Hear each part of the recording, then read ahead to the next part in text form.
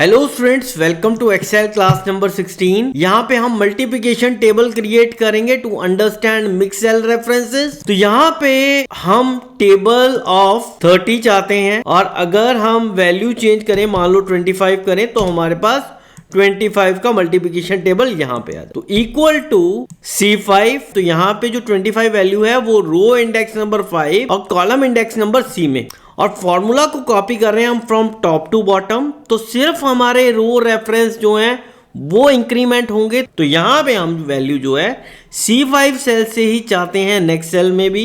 तो हम F4 press करेंगे, अगेन F4 की प्रेस करेंगे तो हमारा रो रेफरेंस यहाँ पे फ्रीज हो गया। कंट्रोल एंटर प्रेस करेंगे तो देखिए नेक्स्ट सेल में अगर कॉपी करते हैं हम, तो वैल्यू हमारे पास C5 से ही पिक हो रही है इस सेल में। अगेन F2 प्रेस करेंगे, मल्टीप्लाई बाय H3 जहां पे हमारी है वैल्यू 1।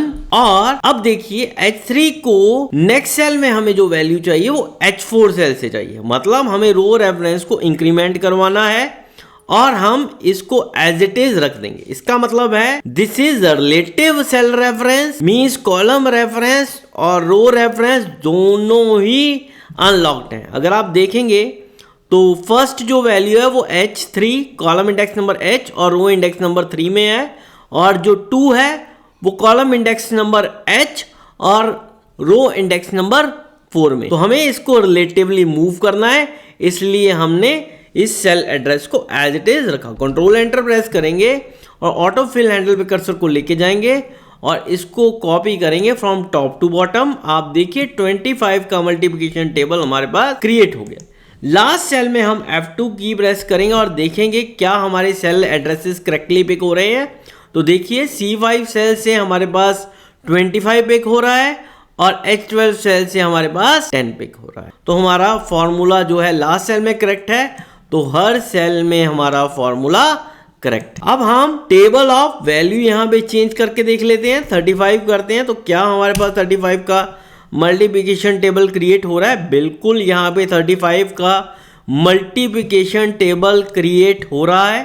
अब मिक्स सेल रेफरेंस का मतलब क्या होता है? Reference is a mixed reference if either row और column reference is locked. In this case हमने यहाँ पे रो रेफरेंस को लॉक किया है, तो इसका मतलब होता है column reference is relative and row reference is absolute. Absolute का मतलब होता है कि आपने उस रेफरेंस को लॉक किया है, फ्रीज किया है। और अगर यही हम कॉलम रेफरेंस के आगे डॉलर साइन लगाएंगे तो उसका मतलब होता है एब्सोल्यूट कॉलम एंड रिलेटिव रो।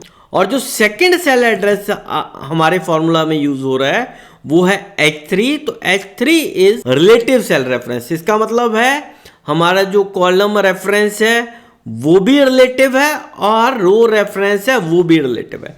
यानी कि अगर इस फॉर्मूला को हम मूव करेंगे फ्रॉम लेफ्ट टू राइट तो हमारे कॉलम इंडेक्स नंबर वो भी इंक्रीमेंट होंगे, और अगर फॉर्मूला को कॉपी करेंगे टॉप टू बॉटम तो हमारे रो रेफरेंस इंक्रीमेंट होंगे। यानी कि दोनों पोजीशंस हमारी रिलेटिव पोजीशंस हैं। और इस तरीके से हमने एक फॉर्मूला फर्स्ट सेल में डाला और उसको कॉपी किया टॉप टू बॉटम। हमारे सेल रेफरेंसेस की मदद से हमारे फॉर्मूला भी एग्जैक्टली कॉपी हो रहे हैं। Thank you.